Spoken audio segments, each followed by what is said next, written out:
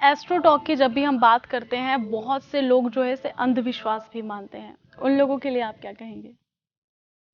मैं नेहा जी बताना चाहूंगा कि एस्ट्रोलॉजी अपने आप में एक मुकम्मल साइंस है, एक विज्ञान है। ये ग्रह नक्षत्रों की स्टडी का विज्ञान है। हमारी आज की साइंस जहां पहुंचने की कोशिश कर रही है, हमारा जो एस्ट्रो साइंस है, हमारे जो ज्योतिर्विद रहे हैं, हमारे जो ऋषि मुनि रहे हैं, वो पहले ही वो चीजें बता चुके हैं। अभी जो अगस्त का महीना चल रहा है और इस महीने मैंने सुना है कि बहुत सी खगोलीय घटनाएं घटने वाली हैं, बहुत सी ऐसी चीजें हैं जो शायद हमारी समझ से परे हैं, तो इसका कितना असर पड़ेगा? ऐसे होता है कि जब भी ग्रह ट्रांजिट करते हैं और जब ग्रहों के कॉम्बिनेशन बनते हैं, तो उसका इंसान पर ही नहीं, नेचर पर भी फर्क पड़ता है, वनस्पतियों पर भी पड़ता है। जब दो विपरीत विरोधी ग्रह जब कॉम्बिनेशन बनाते हैं, तो कई ज्योतिर्विद उस आधार पर भविष्यवाणी करते हैं कि कोई प्राकृतिक आपदा आ सकती है। लोकसभा चुनाव है, तो इसको लेकर आप क्या, आपने एक भविष्यवाणी भी की थी, उसके बारे में थोड़ा बताइए।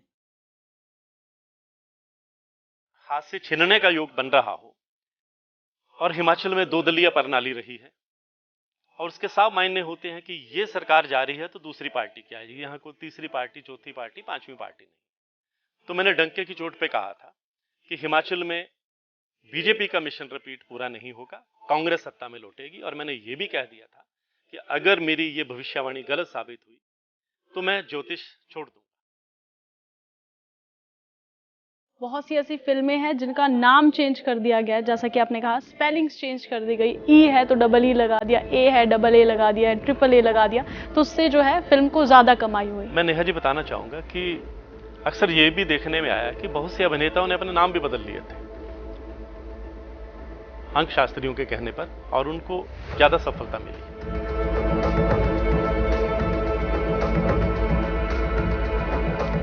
नंबर एक बहुत पावरफुल बताया जाता है, उसके पीछे का कारण क्या है?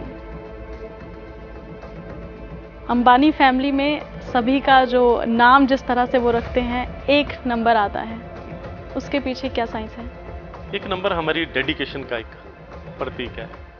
हम ये मानते हैं कि ये सफलताओं का प्रतीक है।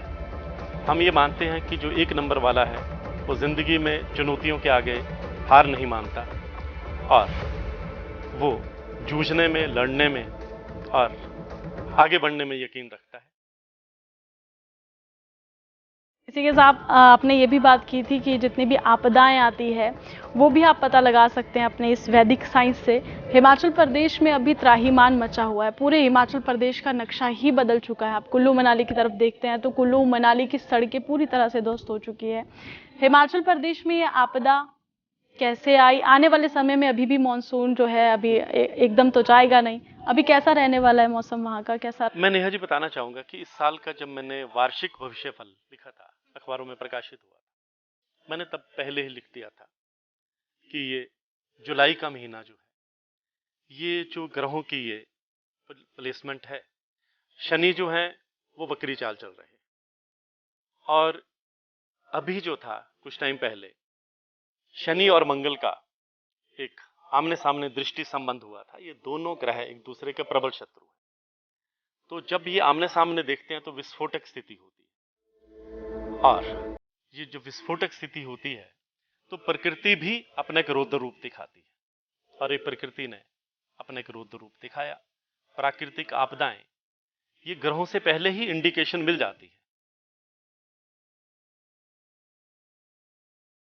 ग्रहों की मूवमेंट की बात की, अब जैसे आजकल फुल मून चल रहा है और कहा जाता है जब पूर्णिमा होती है, जब फुल मून होता है तो उस वक्त जो पागल खाने होते हैं वहां पे ज्यादा सिक्योरिटी बढ़ा दी जाती है, या फिर कोई भी इंसान है, हर इंसान के ऊपर उसका असर एक अलग दिखाई देता है। अगर कोई खुश है वो ज्यादा पागलों की तरह हंसेगा, दुखी है वो ज्यादा अपसेट हो जाएगा, इसका कैसे प्रभाव पड़ता है?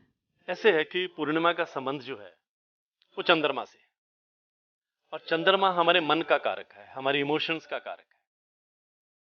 और आपने देखा होगा जब फुल मून नाइट होती है तब समंदर में ज्वार भाटा आता है, हर रोज नहीं आता।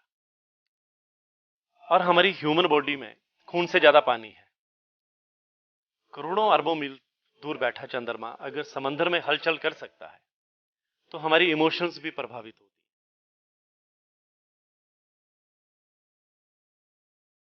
क्या लगता है आगे चलकर क्या प्रभाव पड़ेगा? सीएम सुक्खू की कुंडली क्या कहती है? नेहा जी, ये एक राजनीतिक सवाल है ये।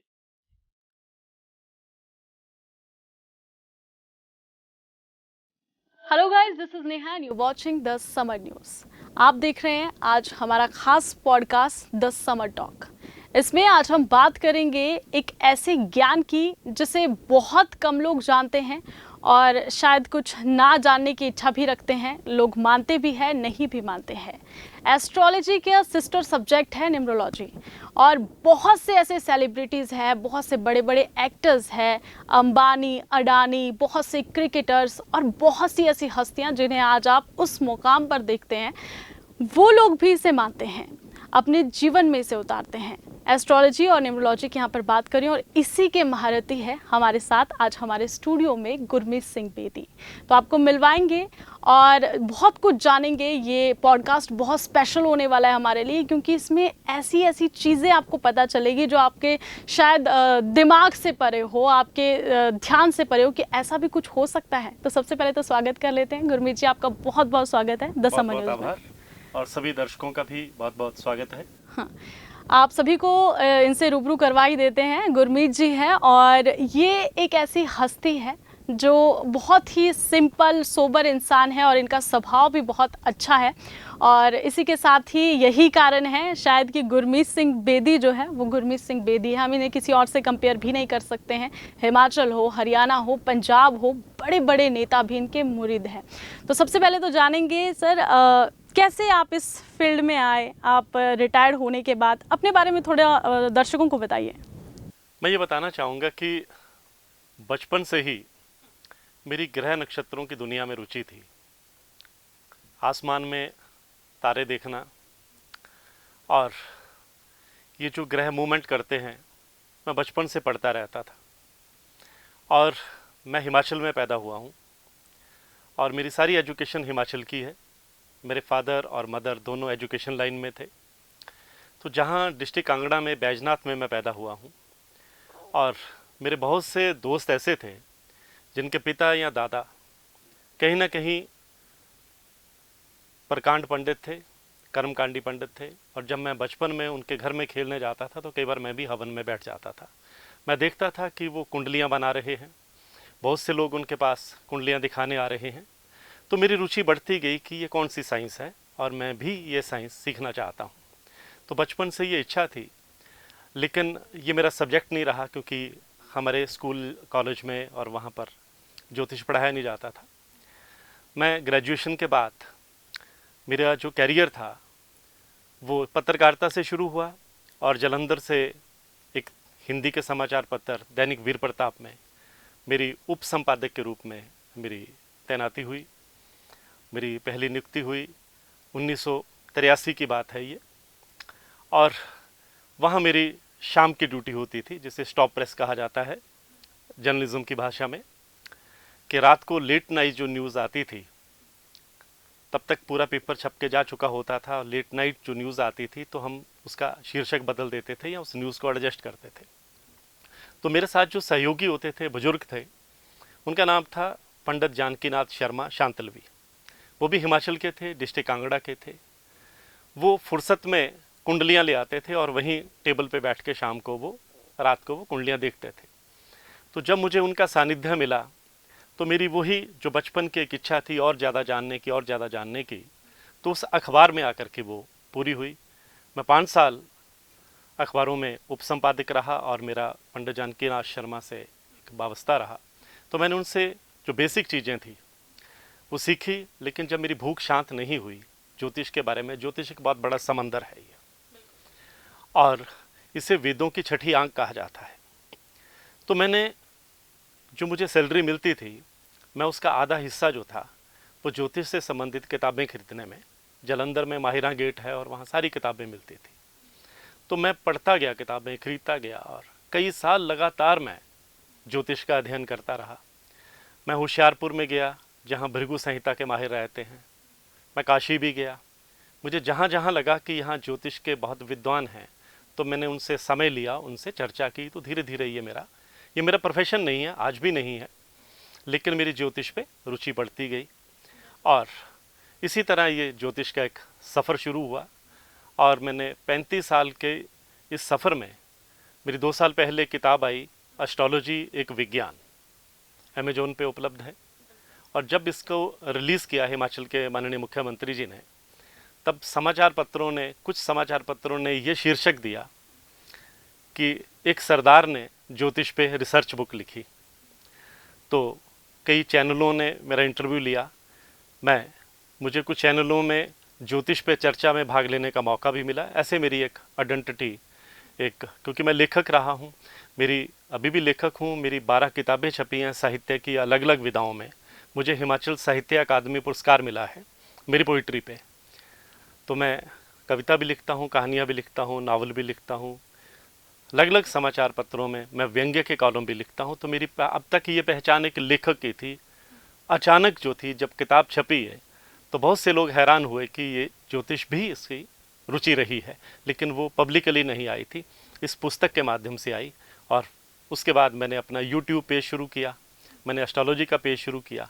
अब मेरे साथ लाखों लोग जुड़े हुए हैं। बेदी जी, आप जो है एस्ट्रो टॉक की जब भी हम बात करते हैं, बहुत से लोग जो है इसे अंधविश्वास भी मानते हैं, उन लोगों के लिए आप क्या कहेंगे? मैं नेहा जी बताना चाहूँगा कि एस्ट्रोलॉजी अपने आप में एक मुकम्मल साइंस है, एक विज्ञान है। ये ग्रह नक्षत्रों की स्टडी का विज्ञान है। हमारी आज की साइंस जहाँ पहुँचने की कोशिश कर रही है, हमारा जो एस्ट्रो साइंस है, हमारे जो ज्योतिर्विद रहे हैं, हमारे जो ऋषि मुनि रहे हैं, वो पहले ही वो चीज़ें बता चुके हैं। मैं आपको उदाहरण देना चाहूँगा कि हम कहते हैं कि सेब नीचे गिरा और न्यूटन ने कहा कि ये ग्रेविटी है, ये गुरुत्वाकर्षण है। सेब पेड़ से नीचे क्यों गिरा, ऊपर भी जा सकता था, तो उन्होंने कहा कि ये गुरुत्वाकर्षण है, धरती का आकर्षण है। तो हमने उनको साइंसदान मान लिया। लेकिन न्यूटन से भी 5000 साल पहले हमारे ऋषि भास्कराचार्य हुए हैं। उन्होंने सिद्धांत शिरोमणि ग्रंथ लिखा, और उस ग्रंथ में उन्होंने लिखा है कि पृथ्वी चीज़ों को अपनी ओर आकर्षित करती है। तो असली साइंसदान कौन हुए? भास्कराचार्य, न कि न्यूटन। और इसी तरह कॉपरनिकस ने कहा था कि सूर्य चांद सितारे स्थिर हैं और धरती घूम रही है, और हमने उनको साइंसदान माना। लेकिन उनसे भी पहले आर्यभट्ट ने यह कहा था कि धरती जो है वो चक्कर काट रही है। और इन्हीं आर्यभट्ट के नाम पे हिंदुस्तान की सरकार ने सबसे पहला जो सैटेलाइट छोड़ा था, उसका नाम आर्यभट्ट रखा गया था। आप इसी से अंदाज़ा लगा सकते हैं कि हमारी जो एस्ट्रो साइंस है, हमारे जो आज के साइंसदान हैं, उनको भी वो राह दिखा चुके हैं। जो चीज़ें वो ग्रंथों में लिख चुके हैं, उनको कोई डिनाई नहीं कर सकता, क्योंकि हजारों साल पहले लिखे गए ग्रंथों में जो चीज़ें लिखी गई हैं, वो आज भी ये साबित करती हैं कि एस्ट्रोलॉजी एक मुकम्मल साइंस है, साइंस थी, साइंस रहेगी। लेकिन बहुत से लोग जिनका एस्ट्रोलॉजी का ज्ञान नहीं है, मैं दावे से कह सकता हूं कि हिंदुस्तान में कुछ हजार लोगों ने ज्योतिष की एक बड़ी डीपली स्टडी की है। लेकिन लाखों लोग ऐसे हैं जो गली गली बैठे हैं और अपने आप को ज्योतिष का विशेषज्ञ कहलवाते हैं। जब वो हमें अलग अलग टोटके बताते हैं, तो उसके बाद जब वो टोटके काम नहीं करते, तो लोगों का ज्योतिष पर से विश्वास उठने लगता है। मैं उदाहरण देना चाहूँगा कि जैसे मेडिकल साइंस है, अगर कोई डॉक्टर हमारा सही इलाज नहीं कर पाता, तो इसका मतलब ये नहीं है कि मेडिकल साइंस फेल हो गई है। हो सकता है क्योंकि दूसरा डॉक्टर हमारा मर्ज पकड़ ले और हमें ठीक कर दे। ऐसे ही अगर कोई एक एस्ट्रोलॉजर आपको सही गाइड नहीं कर पा रहा है, तो इसका मतलब ये नहीं है कि ज्योतिष जो है वो पाखंड है। ज्योतिष एक साइंस है। हो सकता है कि उस एस्ट्रोलॉजर का ज्ञान अधूरा हो। बिल्कुल। और जो ग्रह नक्षत्र है, उसका असर कहीं ना कहीं इंसानों पे भी पड़ता है, और पूरे ब्रह्मांड में जितनी भी चीज़ें हैं उन पर पड़ता है। और साथ ही कई लोग इसे नहीं भी मानते, लेकिन जैसा कि आपने कहा कि एक वैदिक साइंस है, और जितना भी हमारा, अगर हम साइंटिफिकली भी इसे देखें, तब भी कहीं ना कहीं ब्रह्मांड, ग्रह नक्षत्र, ये सब चीज़ें यहीं पर आकर ठहरती हैं। तो अब आप मुझे ये बताइए कि अभी जो अगस्त का महीना चल रहा है और इस महीने मैंने सुना है कि बहुत सी खगोलीय घटनाएं घटने वाली हैं, बहुत सी ऐसी चीज़ें हैं जो शायद हमारी समझ से परे हैं, तो इसका कितना असर पड़ेगा? ऐसे होता है कि जब भी ग्रह ट्रांजिट करते हैं और जब ग्रहों के कॉम्बिनेशन बनते हैं तो उसका इंसान पर ही नहीं, नेचर पर भी फर्क पड़ता है, वनस्पतियों पर भी पड़ता है। जब दो विपरीत विरोधी ग्रह जब कॉम्बिनेशन बनाते हैं तो कई ज्योतिर्विद उस आधार पर भविष्यवाणी करते हैं कि कोई प्राकृतिक आपदा आ सकती है, कोई दुर्घटना हो सकती है। क्योंकि ज्योतिष जो है, ज्योतिष का मतलब है ज्योति का अंश। अगर हम इसका संधि छेद करें, ज्योतिष है ज्योति का अंश। ज्योति क्या है? एक दिया है, एक रास्ता है, एक रोशनी है। ज्योतिष का मतलब भविष्यवाणी करना नहीं है। ज्योतिष का मतलब यह है कि हम किसी व्यक्ति को रास्ता दिखाते हैं। ज्योतिष जो है वो एक इंडिकेशन देता है। ज्योतिष में हम उस इंडिकेशन के हिसाब से अपनी भविष्यवाणी करते हैं। हम पूरे ग्रह प्लैनेट की जब हम स्टडी करते हैं और उसको प्रेजेंट सिनेरियो से जोड़ते हैं और किसी व्यक्ति की कुंडली में ग्रहों की क्या स्थिति है और वर्तमान में ग्रह जो है वो कहाँ ट्रांजिट कर रहे हैं, जब हम उसका बड़ी सूक्ष्मता से अध्ययन करते हैं तब हम जो बातें कहते हैं वो भविष्यवाणी होती है। और ये आपने इस महीने का जिक्र किया, सावन का महीना चल रहा है और काफ़ी सालों बाद ये सावन जो है वो 2 महीने का आया है, अधिक मास भी इसमें जुड़ गया है। आमतौर पे सावन में 4 या 5 सोमवार होते हैं जिन दिनों हमारे बहुत से श्रद्धालु और व्रत रखते हैं, लेकिन इस बार जो है वो सावन जो है 2 महीने का है और 8 सोमवार पड़ रहे हैं। और इस सावन के महीने में जैसे सूर्य हर महीने राशि परिवर्तन करता है और जो हमारे शुक्र ग्रह हैं वो 7 तारीख को राशि परिवर्तन कर रहे हैं। अकेला सावन महीना ही नहीं, माने वाले दिनों के बारे में बताना चाहूँगा कि 4 सितंबर को हमारे जो नवग्रहों में देवगुरु का दर्जा हासिल बृहस्पति ग्रह हैं वो रेट्रोग्रेड हो रहे हैं, उल्टी गति चलने वाले हैं। ज्योतिष की भाषा में इसे वक्री हो जाना कहा जाता है। और उसके बाद नवंबर में जो शनि है जो अभी वक्री गति चल रहे हैं वो मार्गी होने वाले हैं। तो हमारे ये जो प्रमुख प्लैनेट हैं, शनि है, देवगुरु बृहस्पति है, ये बहुत महत्वपूर्ण प्लैनेट हैं क्योंकि बाकी चंद्रमा तो हर 2.5 दिन बाद राशि बदलता रहता है, सूर्य हर महीने बदलता है, लेकिन ये जो 2 बड़े ग्रह हैं लंबे समय बाद राशि बदलते हैं अपनी। और जब ये राशि परिवर्तन करते हैं तब सभी 12 राशियां प्रभावित होती हैं, देश काल प्रभावित होता है, देश की पॉलिटिक्स प्रभावित होती है और हमारी वनस्पतियां भी प्रभावित होती हैं, हमारी भावनाएं भी प्रभावित होती हैं और इसका असर हमारी अचीवमेंट्स पर भी पड़ता है, हमारी असफलताओं पर भी पड़ता है, हमारी इमोशंस पर भी पड़ता है। तो ये जो ग्रह हैं हम इनसे बाहर नहीं हैं, हम इस ब्रह्मांड से बाहर भी नहीं हैं, तो ये ग्रह नक्षत्र हम पर असर डालते हैं। अभी आपने पॉलिटिक्स की बात की, अब 2024 में लोकसभा चुनाव है, तो इसको लेकर आपने एक भविष्यवाणी भी की थी, उसके बारे में थोड़ा बताइए। मैंने अभी पूरे देश के परिप्रेक्ष्य में इसको मैंने अभी पूरी तरह स्टडी नहीं की है। मैं हिमाचल से संबंधित हूँ, तो हिमाचल के बारे में मेरी इच्छा रहती है कि जो ग्रह नक्षत्रों का जो परिवर्तन हो रहा है उसका मेरे गृह राज्य पे क्या असर होगा। तो हिमाचल में पिछले साल विधानसभा चुनाव हुए और चुनावों से आचार संहिता लगने से मैंने 2 महीने पहले कई समाचार पत्रों में यह लिख दिया था कि यहाँ जो सत्तारूढ़ सरकार है, जो बीजेपी की सरकार है, उनका मिशन रिपीट पूरा होने वाला नहीं है क्योंकि ग्रह फेवर में नहीं है। ग्रहों की जो स्थिति चल रही है वो राजा को सत्ता से उतारती है, ऐसी इंडिकेशंस होती हैं।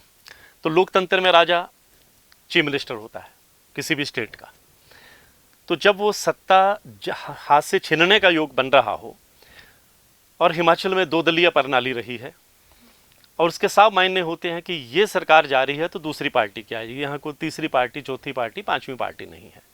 तो मैंने डंके की चोट पे कहा था कि हिमाचल में बीजेपी का मिशन रिपीट पूरा नहीं होगा, कांग्रेस सत्ता में लौटेगी। और मैंने ये भी कह दिया था कि अगर मेरी ये भविष्यवाणी गलत साबित हुई तो मैं ज्योतिष छोड़ दूंगा। मैं कई समाचार पत्रों में ज्योतिष का कॉलम लिखता हूँ, साप्ताहिक कॉलम भी लिखता हूँ, कई न्यूज़पेपर और कई चैनलों के लिए मैं भविष्यवाणी भी करता हूँ। मैंने अपने आप को दांव पे लगाया था क्योंकि मुझे भरोसा था कि जो मैंने स्टडी की है और जो ग्रहों की पोजीशन दिख रही है, मैंने निरपेक्ष होकर के की है। मैंने किसी दल विशेष के साथ अपना भावनात्मक जुड़ाव रखते हुए नहीं की, बल्कि ग्रहों को सामने रखते हुए की। और तब बहुत से ज्योतिषी डंके की चोट पे कह रहे थे कि हिमाचल में मिशन रिपीट होगा। टीवी चैनलों पे आके कह रहे थे कि मिशन रिपीट होगा। मैंने कहा था कि मिशन रिपीट नहीं होगा, कांग्रेस सत्ता में आएगी। और बाद में जब कांग्रेस सत्ता में आई तो कई अखबारों ने मेरी वो बात प्रकाशित की कि गुरमीत बेदी ने 2 महीने पहले ही कह दिया था। और जो मेरी कटिंग थी अखबारों की, उन्होंने दोबारा कटिंग लगाई कि भविष्यवाणी सही निकली। तो ये मेरी भविष्यवाणी सही नहीं थी। ये ज्योतिष जो था, ये एक अपने आप में एक विज्ञान है। ये ग्रह नक्षत्रों की जो ट्रांजिट कर रहे थे, मैंने उसके आधार पर की थी और वो सत्य साबित हुई। मुझे खुशी है। अच्छा, एक सवाल मैं और आपसे पूछूंगी, क्या नंबर्स जो है वो भगवान की भाषा है? बिल्कुल। जब किसी व्यक्ति का जन्म होता है, हम माता पिता होने के नाते अपने बच्चे की जन्म तारीख तय नहीं कर सकते, वो ईश्वर ने तय कर रखी होती है। और हम समय भी तय नहीं कर सकते। और हम किस तारीख को पैदा हुए हैं, उस तारीख के अंकों का जोड़ क्या बन रहा है। समझ लो मैं अपनी बात करता हूँ, मेरी 21 सितंबर 1963 अगर डेट ऑफ बर्थ है, तो मैं उनको सभी को अक्षरों को जोड़ूंगा। 21 2 जमा 1 और सितंबर 9 का अंक आएगा और 1963 1963, फिर इन सबका टोटल करके जो अंक बनेगा, फिर वो ये देखा जाता है कि ये अंक जो है हमारे 1 से लेकर 9 तक अंक है और हमारे 9 ही ग्रह हैं कि एक अंक किस ग्रह को रिप्रेजेंट कर रहा है। और कई बार हम व्यक्ति का जब नामकरण करते हैं तो उसके नामों के अक्षरों के आधार पर भी हम उसको, इसके बारे में कीरो ने सबसे ज़्यादा स्टडी की थी और कीरो को ही न्यूमरोलॉजी का एक आज की डेट में एक विशेषज्ञ माना जाता है। तो मैंने ज्योतिष के साथ साथ, वैदिक ज्योतिष के साथ साथ न्यूमरोलॉजी पर भी काफ़ी स्टडी की। लेकिन मेरा बेस अभी भी, क्योंकि न्यूमरोलॉजी से ये पता नहीं चलता कि आप किस नक्षत्र के कौन से चरण में, या बहुत ज़्यादा डीपली नहीं जा सकते। जिन लोगों को अपना समय मालूम नहीं होता तो वो न्यूमरोलॉजी का सहारा लेते हैं। और कई बार, जैसे मेरा नाम गुरमीत है, तो कई बार हम किसी को सलाह देते हैं कि अगर आपका नाम GURMIT है तो आप डबल E कर लो, स्पेलिंग चेंज कर लो। तो कई बार वैसा मिराकल होता भी देखा गया है। लेकिन इसके लिए विशेषज्ञता होना बहुत जरूरी है। ऐसा नहीं कि हम लोगों के नाम चेंज करवाते रहें, इसकी एक डीपली स्टडी होना। बहुत सी मूवीज़ है, इस इंटरव्यू से पहले जो है थोड़ी बहुत रिसर्च मैंने भी की है, तो उसमें बहुत सी ऐसी फिल्में हैं जिनका नाम चेंज कर दिया गया है। जैसा कि आपने कहा, स्पेलिंग्स चेंज कर दी गई, ई है तो डबल ई लगा दिया, ए है डबल ए लगा दिया, ट्रिपल ए लगा दिया, तो उससे जो है फिल्म को ज़्यादा कमाई हुई। मैं नेहा जी बताना चाहूँगा कि अक्सर ये भी देखने में आया कि बहुत से अभिनेताओं ने अपने नाम भी बदल लिए थे अंक शास्त्रियों के कहने पर, और उनको ज़्यादा सफलता मिली। नंबर 1 बहुत पावरफुल बताया जाता है, उसके पीछे का कारण क्या है? अंबानी फैमिली में सभी का जो नाम जिस तरह से वो रखते हैं, 1 नंबर आता है, उसके पीछे क्या साइंस है? 1 नंबर हमारी डेडिकेशन का एक प्रतीक है। हम ये मानते हैं कि ये सफलताओं का प्रतीक है। हम ये मानते हैं कि जो 1 नंबर वाला है वो ज़िंदगी में चुनौतियों के आगे हार नहीं मानता और वो जूझने में, लड़ने में और आगे बढ़ने में यकीन रखता है। तो ये सभी लोग जिस शिखर पे पहुँचे हैं, तो ये चुनौतियों से जूझते हुए पहुँचे हैं। इसलिए 1 नंबर को जो है वो एक अच्छी क्या कहते हैं, डेडिकेशन का प्रतीक माना जाता है। एक व्यक्ति की ये देखा जाता है कि व्यक्ति अपने स्टैंड पे कायम रहने वाला होता है। इसी के साथ आपने ये भी बात की थी कि जितनी भी आपदाएं आती है वो भी आप पता लगा सकते हैं अपने इस वैदिक साइंस से। हिमाचल प्रदेश में अभी त्राहिमाम मचा हुआ है, पूरे हिमाचल प्रदेश का नक्शा ही बदल चुका है। आप कुल्लू मनाली की तरफ देखते हैं तो कुल्लू मनाली की सड़कें पूरी तरह से ध्वस्त हो चुकी है। हिमाचल प्रदेश में ये आपदा कैसे आई, आने वाले समय में अभी भी मानसून जो है अभी एकदम तो जाएगा नहीं, अभी कैसा रहने वाला है मौसम वहाँ का, कैसा रहेगा? मैं नेहा जी बताना चाहूँगा कि इस साल का जब मैंने वार्षिक भविष्यफल लिखा था, अखबारों में प्रकाशित हुआ था, मैंने तब पहले ही लिख दिया था कि ये जुलाई का महीना जो है, ये जो ग्रहों की ये प्लेसमेंट है, शनि जो हैं वो वक्री चाल चल रहे हैं, और अभी जो था कुछ टाइम पहले शनि और मंगल का एक आमने सामने दृष्टि संबंध हुआ था। ये दोनों ग्रह एक दूसरे के प्रबल शत्रु हैं, तो जब ये आमने सामने देखते हैं तो विस्फोटक स्थिति होती है, और ये जब विस्फोटक स्थिति होती है तो प्रकृति भी अपने एक रौद्र रूप दिखाती है, और ये प्रकृति ने अपने एक रौद्र रूप दिखाया। प्राकृतिक आपदाएं ये ग्रहों से पहले ही इंडिकेशन मिल जाती है, लेकिन ये चीज़ें इंसान के बस नहीं होती कि वो उन आपदाओं को रोक सके, क्योंकि ग्रह अपना प्रभाव दिखाते ही हैं। और हम व्यक्तियों को पहले मेंटली प्रिपेयर कर सकते हैं कि कोई प्राकृतिक आपदा आ सकती है।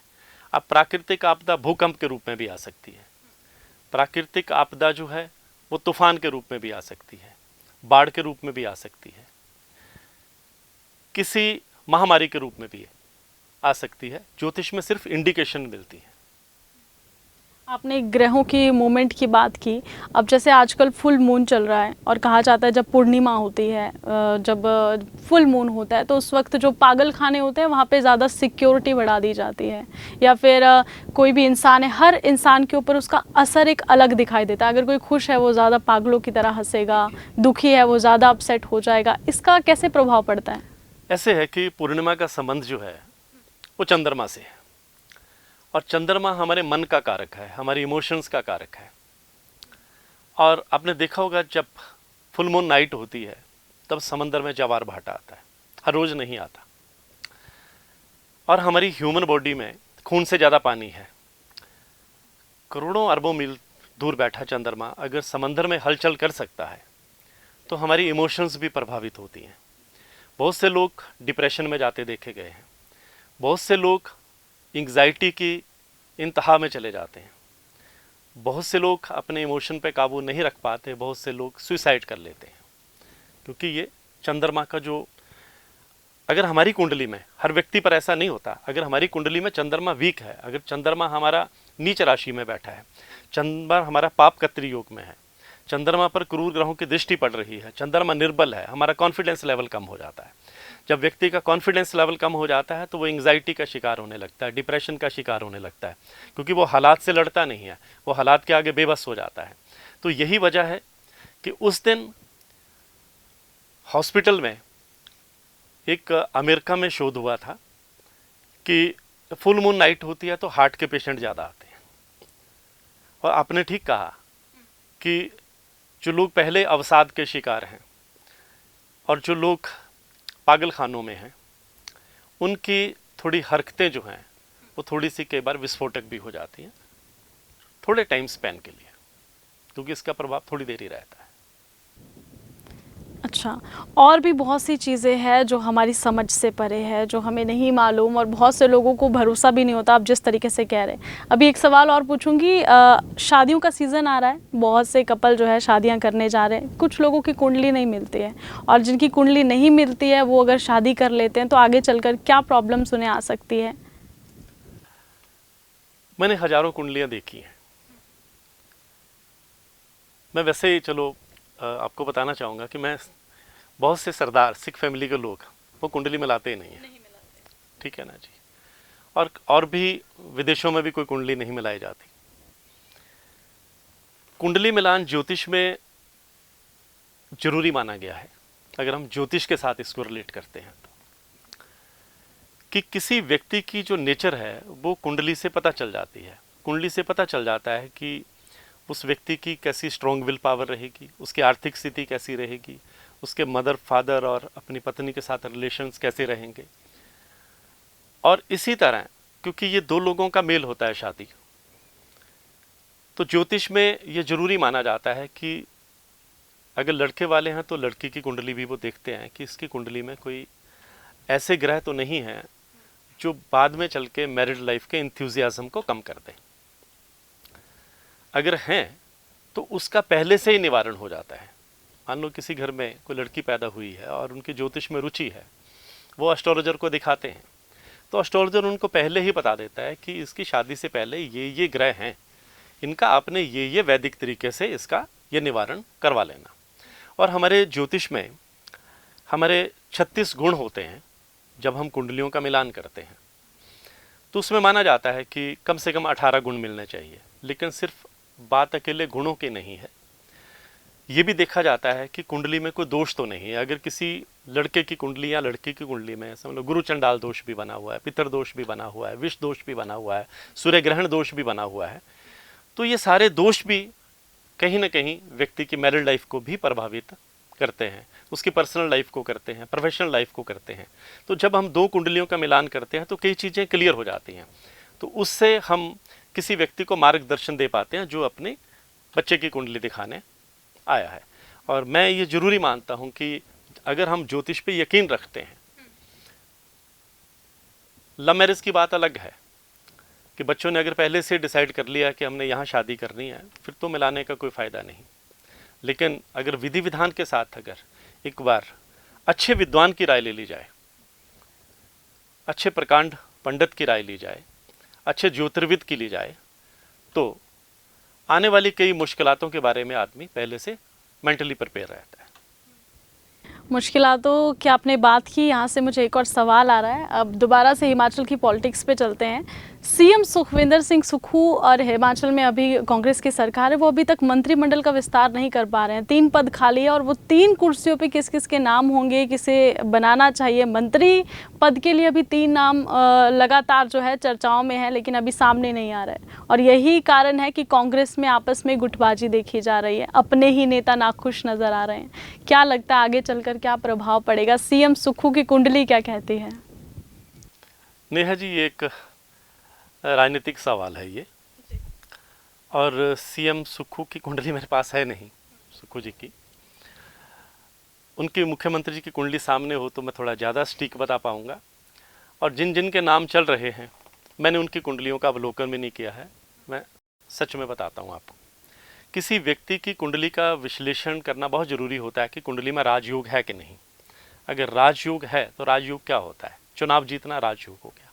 उसके बाद वर्तमान जो सिनेरियो में उसके ग्रह गोचर अगर बहुत मजबूत हैं तो ये तय है कि उसको झंडी लगेगी। एस्ट्रोलॉजी से पता चल जाता है कि व्यक्ति कहाँ तक जाएगा। मुख्यमंत्री ठाकुर सुखविंदर सिंह सुक्खू जी भी अपने ग्रहों की बदौलत ही इस पोस्ट तक पहुँचे होंगे। मेरे पास नहीं है उनकी कुंडली, अगर यहाँ होती तो हम उस पर भी चर्चा करते। लेकिन मेरा अपना ये मानना है कि जो ग्रहों की प्रेजेंट पोजीशन है, इस समय जो ग्रहों का जो सिनेरियो है, वो सिनेरियो ऐसा है कि जैसे मैंने पिछले विधानसभा चुनावों से पहले कहा था कि हिमाचल में जो सत्तारूढ़ भाजपा है वो रिपीट नहीं होगी और कांग्रेस सत्ता में आएगी। जो मैं प्रेजेंट सिनेरियो देख रहा हूँ, वो सिनेरियो सत्तारूढ़ दल के पक्ष में जाता हुआ नहीं दिख रहा है। जो ग्रहों की प्लेसमेंट है, जो आने वाले दिनों में, जैसे शनि ने अपनी चाल बदलनी है, अभी बृहस्पति अगले महीने जो हैं वो वक्री गति में चलने वाले हैं, उल्टी चाल चलने वाले हैं। राहु केतु जो हैं वो 30 अक्टूबर को अपनी पोजीशन चेंज करने वाले हैं। तो ग्रहों का जो सिनेरियो है, ये प्रदेश में जन आक्रोश को बढ़ावा देता हुआ दिख रहा है। तो जब जन आक्रोश बढ़ेगा तो निश्चित रूप से ये सत्ता के खिलाफ जाएगा। और मुझे लग रहा है कि अगले साल जो लोकसभा चुनाव होने हैं, हिमाचल की 4 लोकसभा सीटें हैं, तो मुझे चारों सीटों पर कांग्रेस ग्रहों की पोजीशन के मुताबिक बैकफुट पे दिखाई दे रही है। और आप इसके राजनीतिक अर्थ निकाल सकते हैं। चलिए अब कलर्स की बात कर लेते हैं। बहुत से रंग हैं, हम उसे पहनते हैं और अलग अलग बार को अलग अलग कलर पहनने के लिए कहा भी जाता है। बहुत सारे ज्योतिष ऐसा कहते हैं, लेकिन एक कलर है ब्लैक कलर, जिसे अशुभ माना जाता है।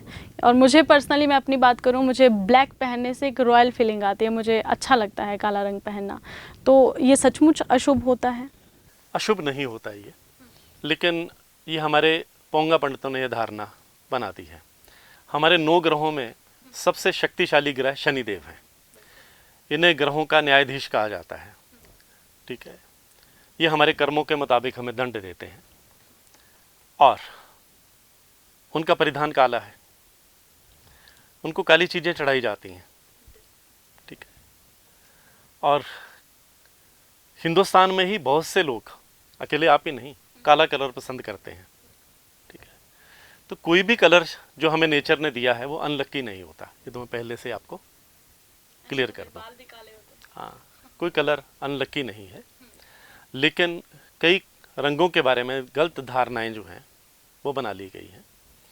और ये जो रंग हैं, रंगों की अपनी एक दुनिया है, रंगों का अपना एक अलग मनोविज्ञान है, और रंग हमारी भावनाओं का भी हमारे उस पर हमारा असर पड़ता है। और ये हमारी एक पर्सनल चॉइस हो सकती है कि हमें कौन सा कलर पसंद है, उसका ज्योतिष से कोई खास एंगल नहीं है, अशुभ नहीं है। एक और डार्क सवाल मैं आपसे पूछूंगी, is that a global war situation coming? क्या लगता है आने वाले समय में, जैसे यूक्रेन में चल रहा है, भारत में? मुझे लगता है कि ऐसा नहीं होगा, ये एक मात्र डर बना ही रह जाएगा, लेकिन ऐसा होने वाला नहीं है। चलिए, फिर तो अच्छा है अगर ऐसा हिंदुस्तान में ना हो, कहीं पर भी ना हो, कहीं भी नहीं होगा ये। बिल्कुल। और दुनिया में इतने देश हैं, कहीं ना कहीं कोल्ड वार तो चलती रहेगी और चलती आई है। अच्छा, आपने शुरुआत में विधि जी ये बात कही थी कि मैंने एक किताब लिखी है, आप कविताएं लिखने का शौक रखते हैं और बहुत से नेता आपके मुरीद भी है, मैंने ये बात कही थी, पंजाब के बहुत सारे लीडर्स हैं, तो आपने अपनी किताब में क्या क्या लिखा है ऐसा? मैंने जो एस्ट्रोलॉजी एक विज्ञान जो मैंने किताब लिखी है, नेहा जी दो तरह के लोग हैं, एक ज्योतिष पे यकीन रखते हैं और एक है ज्योतिष को सिरे से खारिज कर देते हैं। कुछ लोगों का मानना है कि ज्योतिष विज्ञान है, कुछ लोगों का कहना है कि यह पाखंड है।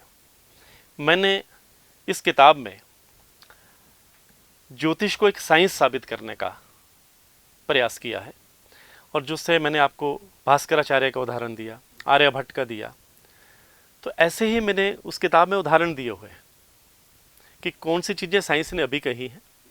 और हमारे जो ऋषि मुनि थे, उन्होंने नंगी आंखों से उन ग्रहों को पहले ही देख लिया था, उन ग्रहों की नेचर देख ली थी। अब नासा ने कहा है कि मंगल की मिट्टी लाल है, हमारे इसको लाल रंग, लाल ग्रह कहा गया है हमारे ज्योतिष में पहले से ही, तब तो नासा था ही नहीं। शनि के बारे में कहा गया है कि नासा ने कि वो रहस्यमयी गैसों का गोला है, और हमारे एस्ट्रोलॉजर ने कहा है कि शनि काले रंग का है।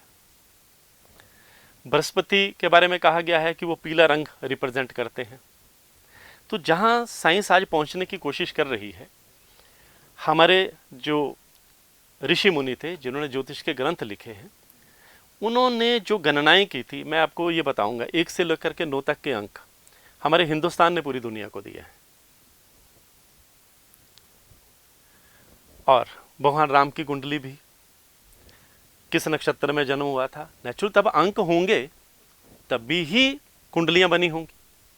तो हिंदुस्तान की देन हमारे ऋषि मुनियों ने ही हमें 1 से लेकर 9 तक के अंक दिए। हमारे ऋषि मुनियों ने बताया कि 27 नक्षत्र हैं, हमारे ऋषि मुनियों ने बताया कि 9 ग्रह हैं। उन्होंने एक एक ग्रह की प्रकृति डिफाइन की है, किस किस ग्रह की दशा आती है, क्या क्या करती है, उन्होंने सब लिखा है। मैंने उन्हीं चीज़ों को इस किताब में ये साबित करने का प्रयास किया है कि जो ज्योतिष है वो कपोल कल्पना नहीं है, पाखंड नहीं है, अंधविश्वास नहीं है, एक साइंस है। बस ये एक छोटा सा प्रयास किया है मैंने इसमें। बहुत से लोग काला जादू भी करते हैं और बहुत से लोग बिलीव भी करते हैं, बहुत से नहीं भी करते हैं, लेकिन लोगों को मैंने देखा है कि इफेक्ट भी करते हैं। और हिमाचल प्रदेश में बहुत ज़्यादा ये सब चीज़ें, हालांकि देवभूमि है, देवताओं का भी उतना ही वास है, लेकिन कहीं ना कहीं भूत प्रेतों पर भी लोगों का भरोसा होता है और लोग कहते हैं काला जादू हो गया, और ये तक सिचुएशन आ जाती है कि लोगों की डेथ तक हो जाती है। नेहा जी, ये सुपर नेचुरल चीज़ें हैं। ये जब मैंने ज्योतिष को साइंस साबित करने का प्रयास किया है तो मैं इन चीज़ों पे यकीन नहीं रखता। मैं किसी भूत प्रेत को नहीं मानता, ठीक है। अगर हमारे स्टार खराब हैं तो हमारे साथ अनिष्ट होता है, अगर हमारे स्टार स्ट्रॉन्ग हैं तो हमारा कोई भी बाल बांका नहीं कर सकता। ये ईश्वर की संरचना है और हमारे ग्रह ही हमारे जीवन की दशा और दिशा तय करते हैं। मैं ये भूत प्रेत और इन चीज़ों को, काला जादू वगैरह, मैं नहीं मानता, क्योंकि मुझे इस चीज़ का इल्म नहीं है। जिन लोगों को होगा वो इसके बारे में ज़्यादा बेहतर बता सकते हैं। बिल्कुल बेदी जी, बहुत अच्छा लगा आप हमारे स्टूडियो में आए और बहुत सी ऐसी भारी भरकम बातें हमने की है आज पॉडकास्ट के ज़रिए। लोगों ने भी बहुत सी ऐसी, जितने भी लोग हमें देख रहे हैं उन्होंने भी बहुत सी ऐसी बातें समझी, और शायद आप सभी की ज़िंदगी से भी ये चीज़ें कनेक्ट कर रही होगी। जितने भी हमने नंबर्स की बात की, हमने एस्ट्रोलॉजी की बात की, न्यूरोलॉजी की बात की, और उम्मीद करते हैं कि आपको इस पॉडकास्ट के ज़रिए बहुत कुछ सीखने को मिला होगा। मुझे तो पर्सनली बहुत कुछ सीखने को मिला है और आने वाले समय में भी चाहेंगे आपको बार बार स्टूडियो में बुलाएंगे और आपसे और भी बहुत सी चीज़ें हैं, क्योंकि एस्ट्रोलॉजी एक ऐसा ज्ञान है, एक ऐसी साइंस है जिसे जितना जान लो उतना कम है। तो बहुत बहुत शुक्रिया, आप स्टूडियो पे आए। सभी दर्शकों का बहुत बहुत आभार।